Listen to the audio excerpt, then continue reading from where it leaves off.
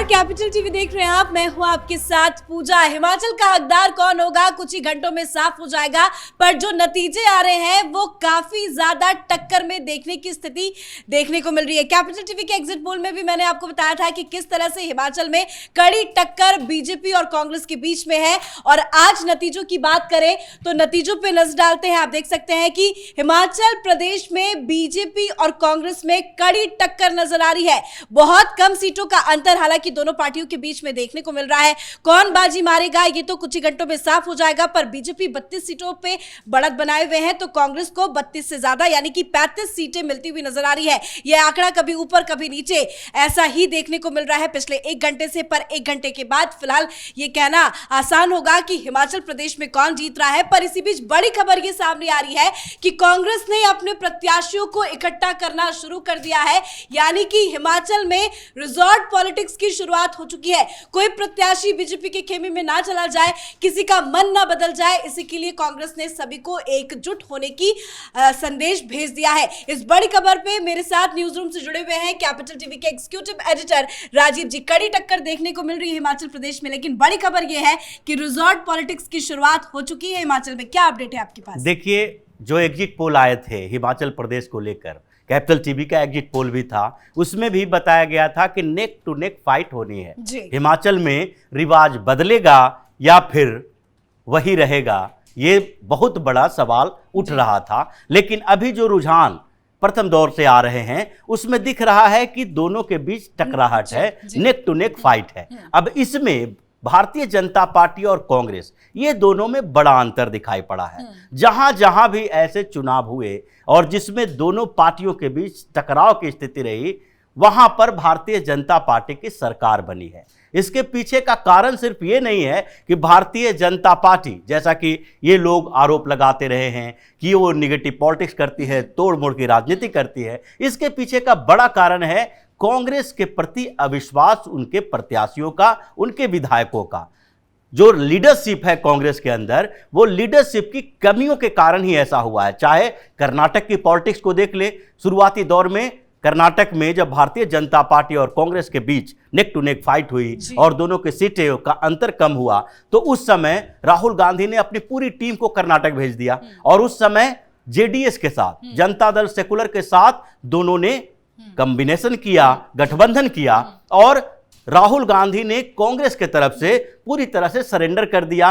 बड़ी पार्टी होने के बावजूद मुख्यमंत्री एचडी कुमारस्वामी को बनाया, जेडीएस के उम्मीदवार को। तो ऐसे में कांग्रेस के अंदर इनफाइटिंग शुरू हो गई और फिर एक साल भी सरकार नहीं चल पाए, फिर से भारतीय जनता पार्टी की सरकार बनी, क्योंकि कांग्रेस में ही विद्रोह हो रहा था कि भाई हम बड़ी पार्टी हैं और मुख्यमंत्री दूसरी पार्टी का क्यों हो। हर जगह पर यह देखने को मिला है, इसलिए डर तो कांग्रेस के भीतर है ही। अगर आंकड़े बहुत ज्यादा अंतर वाला हो तो उस समय स्थितियां बदल राजीव जाती जी, बहुत ज्यादा अंतर नहीं नजर आ रहा है। रिपब्लिक मेरे सामने खुला है जिसमें 32 से 34 का आंकड़ा नजर आ रहा है। वहीं बात दूसरे चैनल की करें, एबीपी की कर लेते हैं, तो एबीपी में भी जो आंकड़ा नजर आ रहा है वो बहुत ज्यादा डिफरेंस का नजर नहीं आ रहा। हालांकि सभी चैनलों पे यही जो नतीजे हैं वो देखने को मिल रहे हैं। कड़ी टक्कर हिमाचल को लेकर देखने को मिल रही है, बड़ी हलचल भी देख रही है। विनोद तावड़े जो है वो शिमला पहुंच चुके हैं।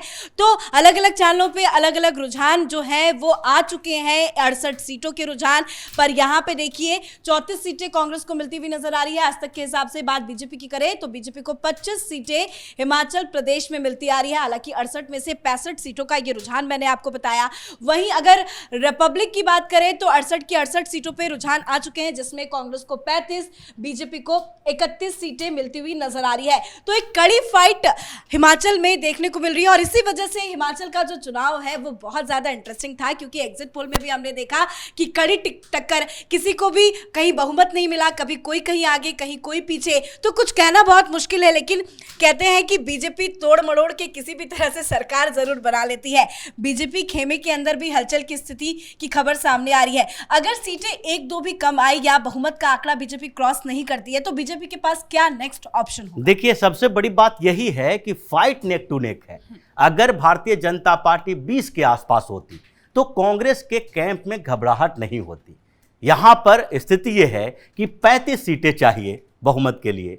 अब 34-35 सीटों में भारतीय जनता पार्टी 31-32 पे भी चल रही है, कांग्रेस 34-35 पे चल रही है। ये आंकड़े कभी भी बदल सकते हैं और अगर ऐसा भी रहा कि 34 सीटें उसके पास हुई, 33 सीटें इसके पास हुई, एक दो अन्य के पास चली गई, तो ऐसी स्थिति में भी सरकार बनाने की संभावना भारतीय जनता पार्टी की बढ़ जाती है, क्योंकि अभी सरकार उसी की है। और ऐसे में जो कांग्रेस के विधायक हैं वो कभी भी कहीं भी टूटने के लिए तैयार बैठे होते हैं, चाहे आप हरियाणा में देख लें, राजस्थान में देख लें, राज्यसभा चुनाव में देख लें या फिर कर्नाटक में देख लें। हर जगह अगर कांग्रेस की स्थिति यही है तो उसके लिए जिम्मेदार दूसरी पार्टियां नहीं हो सकती, क्योंकि एक बात जानना जरूरी है कि जो आरोप कांग्रेस भारतीय जनता पार्टी के ऊपर लगाती है या दूसरी पार्टियां भारतीय जनता पार्टी के ऊपर लगाती है, वही अपने गिरेबान में झांक के उनको देखना चाहिए। राजस्थान की बात कर रहे हैं, राजस्थान में चुनाव हुआ था, कांग्रेस को बहुमत मिली थी, कांग्रेस की सरकार बनी, लेकिन वहां पर 6 सीटों पर बहुजन समाज पार्टी की जीत हुई थी।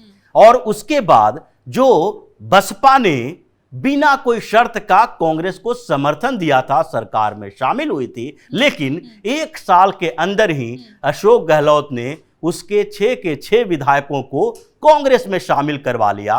बसपा वहां पूरी तरह से साफ हो गई और उसके बाद मायावती ने बार बार कांग्रेस को धोखेबाज कहा, क्योंकि वहां पर कांग्रेस के ही गठबंधन में वो शामिल थी, बिना शर्त समर्थन दी थी, फिर भी दोस्त बन के भी कांग्रेस ने धोखेबाजी की। तो इसका मतलब ये नहीं है कि ये तोड़ मोड़ की राजनीति भारतीय जनता पार्टी करती है, सारी पार्टियां बड़ी बात तो ये है कि अगर 37 साल से यही चल रहा है कि एक बार बीजेपी एक बार कांग्रेस, लेकिन अगर बीजेपी इतने आंकड़ों के आसपास भी है, अगर बीट नहीं कर पाएगी वो बात की बात है, लेकिन टक्कर दे रही है तो ये बहुत बड़ी बात है बीजेपी के लिए। लेकिन राजीव जी, आम आदमी पार्टी को क्या हो गया? आम आदमी पार्टी का तो खाता ही नहीं खुला है। बात करें हिमाचल प्रदेश में तो देखिए, हिमाचल प्रदेश में इसने पहले ही सरेंडर कर दिया था। शुरुआती दौर में जब चुनाव प्रचार की शुरुआत आम आदमी पार्टी ने की थी तो अरविंद केजरीवाल और भगवंत मान पहले गुजरात गया। 3 दिन का इन लोगों का दौरा था।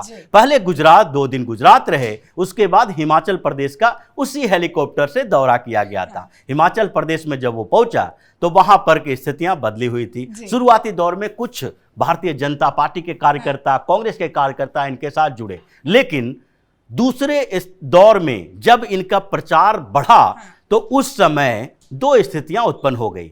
एक तो इधर से धीरे धीरे दिल्ली में जो एक भ्रष्टाचार का बड़ा जिन निकला, शराब घोटाले का, इनका जो पैसा आना था वो पैसा भी रुक गया। और गुजरात में इनका फोकस इसलिए बढ़ गया था क्योंकि गुजरात में कांग्रेस ज़्यादा कमज़ोर दिख रही थी और पिछले बार भी गुजरात में आम आदमी पार्टी चुनाव लड़ चुकी थी, कुछ थोड़ा बहुत एक बेस बना हुआ था। और दूसरी बात और कि आम आदमी पार्टी को लग रहा था कि गुजरात में अगर हम टक्कर नहीं भी दे पाते हैं तो भी ऐसी स्थिति में मीडिया का फोकस हमारे ऊपर रहेगा, क्योंकि वहां प्रधानमंत्री नरेंद्र मोदी, गृह मंत्री अमित शाह दोनों का क्षेत्र है। तो ऐसी स्थिति में उन्होंने हिमाचल प्रदेश को इग्नोर करना शुरू कर दिया और फिर तो स्थितियां ऐसी हो गई कि हिमाचल प्रदेश में आम आदमी पार्टी का प्रदेश सचिव, अध्यक्ष, ये सारे के सारे धीरे धीरे भारतीय जनता पार्टी में शामिल होने लगे। और आज ये स्थिति हो गई है कि ये शून्य पे नजर आ रहा है और मुझे नहीं लगता कि हिमाचल प्रदेश में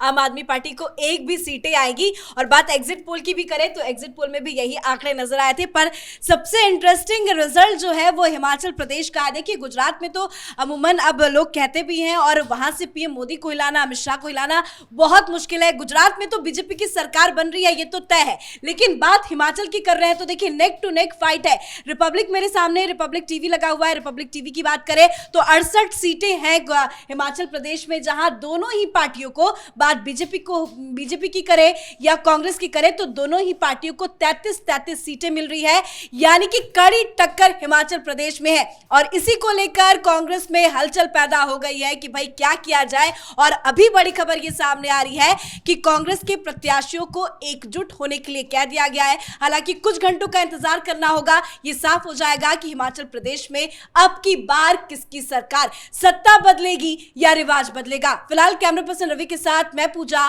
कैपिटल टीवी।